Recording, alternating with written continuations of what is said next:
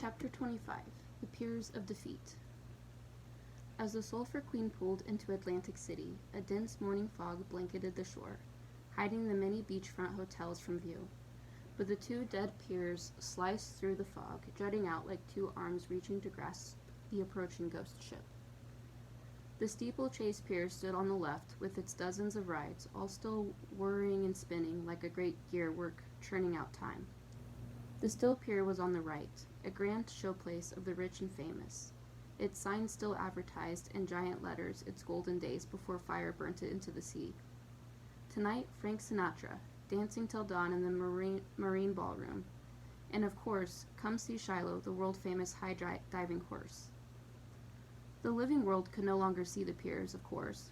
All the living saw were the casinos that sucked their money away like a riptide, and the garish new steel pier, built near the ruins of the original. But like the old and new Penn stations, there was no comparison. When everlast eyes looked upon Atlantic City's sandy shore, the two dead piers stood apart, just as the two lost towers stood apart from the skyline of New York, like grand beacons of eternity. The crew of the Sulphur Queen gathered on deck to watch as they neared the piers. "We're going to crash into them," Pinhead said. "No, we won't," said the McGill, with confidence of a monster certain of his own destiny. The two piers were only 20 yards apart from one another, leaving a space between them that was just the right size for the Sulphur Queen to dock. It was the perfect berth, as if it was an intentional part of some greater design. It was another indication to the McGill that the universe and he were in perfect alignment, and just as the McGill predicted, the Sulphur Queen slid smoothly between the two piers with just a few feet to spare on either side. A perfect fit. "Kill the engine," he told his bridge crew, and they waited until the Sulphur Queen's forward momentum grounded it in the sandy bottom of this huge dead spot, bringing them to a halt. "What now?" asked Pinhead. His apprehension rolled off him like sweat from the living. After all, Pinhead had abandoned the cutthroat gang that called themselves the Twin Pier Marauders. They would not take kindly to a traitor if they got their hands on him. The McGill knew that the battle today would be the greatest of his death, but he would be triumphant. The fortunes didn't lie. "Prepare to lower the gangway to the steel pier," he told Pinhead. "The rest of you come with me." Then the McGill led his entire crew down to the chiming chamber. All this time, Leaf hung by his ankles, patiently waiting for something to happen. Very little ever happened in the chiming chamber, and even less since Nick left. It was nice that Allie had joined them, although she didn't seem too happy about it. Leaf did not share her frustration. Things made sense to Leaf now. It was like his whole existence was a jigsaw puzzle that finally had every single piece in place. No matter what image the puzzle showed, be it the darkness of a pickle barrel or the image of 1,000 kids hanging upside down, it didn't matter because the puzzle was complete. He was complete. And that mattered more than his circumstance. No amount of unpleasantness could take away that sense of absolute completion. He couldn't explain this to Allie, any more than was able to explain it to Nick. All he knew was that he felt no real desire to leave the chiming chamber. Or to stay, for that matter. He was content to simply be. He knew there were others here like him. Many of the chime kids had also found their peace. Through the forest of souls, Leaf caught sight of Allie watching him with sadness in her eyes. Leaf pulled up a dangling hand to wave to her. He felt sorry for Allie. She had not found her peace. Neither had Nick. They fought so hard against everything, so full of fear, loneliness, resentment, anger. Leaf remembered feeling those same things, but the memory was fading, as so many other memories had. He didn't fear the McGill because there was only one feeling left to him. Patience. Patience to wait for whatever came next. "We should have stayed with you in your forest," Allie said. Leaf smiled gently. It would have been a fun forever. Then he looked at the kids all around him. "But that's okay. I don't mind. I'm ready." "Ready for what?" Allie asked. Leaf found himself perplexed by the question. "I don't know," he said. I'm just ready." That's when the drone of the Sulphur Queen's engines died. A few moments later, the entire chimed mob swung forward, then back as the ship ran aground. "We've stopped," said the high-chimed Boy Scout. "We always stop," said another. "No, this is different." "Quiet," shouted Allie. "Listen." There came the sound of far-off footsteps on metal that quickly grew louder. It wasn't just one person descending into the bowels of the ship, but dozens. Allie was the last. Allie was the first, just as the fortune had said. She was the last to be chimed and the first to cut down.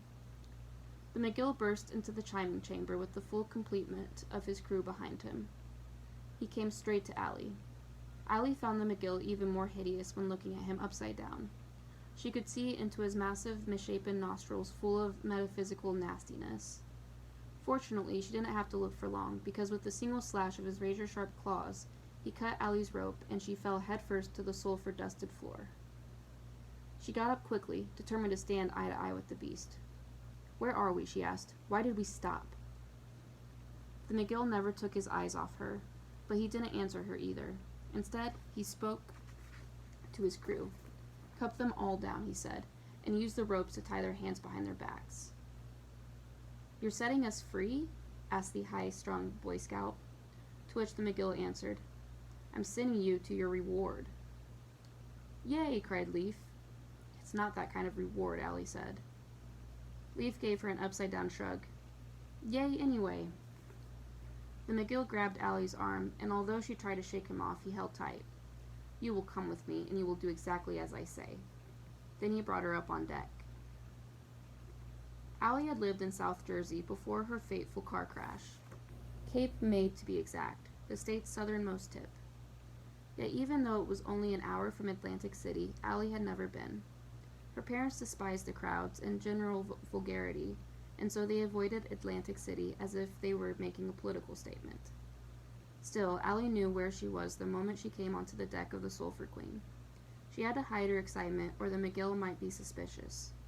Her plan had worked, or at least it had worked so far.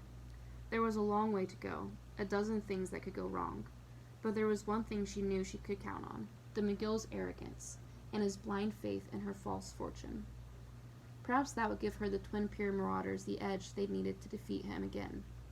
"My enemy's enemy is my friend," thought Allie. No matter how savage the Marauders were, if they brought down the McGill, they would be good friends to have. The McGill led her to the gangway.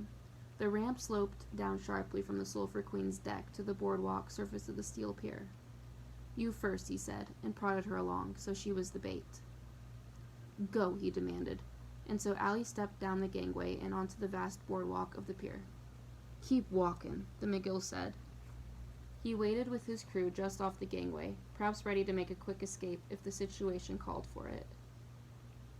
Allie strode forward, past shops and signs: Schmidt's beer, Planter's peanuts, saltwater taffy, chicken in a basket. They were all empty. If any food had crossed over when the pier had burned down, the food was long gone. At first, the only sounds were seagulls and eerie carnival music coming from the steeplechase pier. The utter soullessness of the place reminded her of the feeling she got when she had walked in the lobby of the Waldorf Astoria Hotel. Then she spun at the sudden clatter of hoofbeats on wood, and saw the strangest thing. Toward the end of the pier, a horse leapt from a platform that had to be 50 feet high into a tank of water with a great splash. Then the horse climbed a ramp out of the tank and winded its way up the ramp toward the high dive again.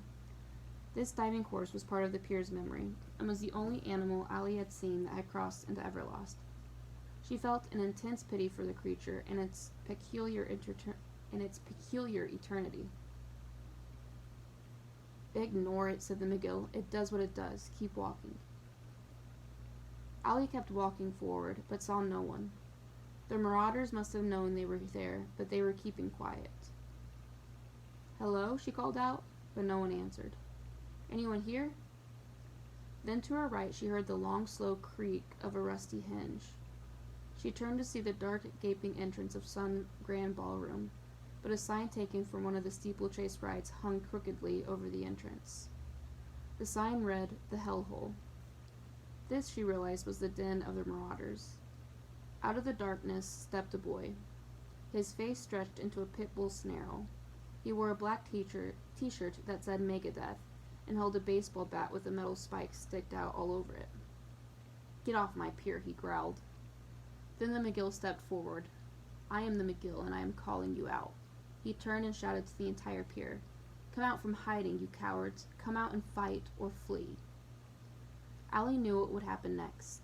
The kids who were hiding in the woodwork everywhere, dozens upon dozens of them, would come out. They had to have powers if they had defeated the McGill before. They'd have even more powers now. They would surround the McGill and his crew, and the McGill wouldn't stand a chance. But that's not how it happened. The lone marauder with the pit bull snarl stood there posturing for a few more seconds. Then he dropped his spiked bat, turned tail, and ran like a frightened puppy as fast as his legs could carry him toward the shore, disappearing into Atlantic City. Fight or flee, the McGill had said. The boy had made his choice. The McGill began to laugh loudly for the whole pier to hear, but still no delinquents came from secret hiding places. "The mighty Marauders, ha!" laughed the McGill. The crew checked every inch of both piers, and even the barnacle-encrusted pilings beneath. The dead piers were truly dead. The Marauders were gone, and Allie's hope plunged with the same horrible heaviness of Shiloh, the diving horse. Okay, and then there's a little excerpt at the end of the chapter.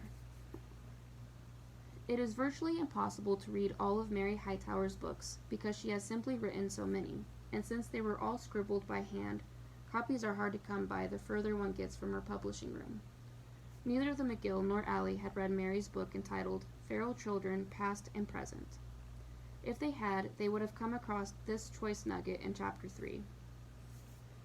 Well known for their savagery are the twin pier marauders who ruled Atlantic City for many years until they vanished. Although reports are sketchy, more than one finder has come to me with a story of how the marauders were lured off their piers and into living world casinos by the seductive chiming of the slot machines.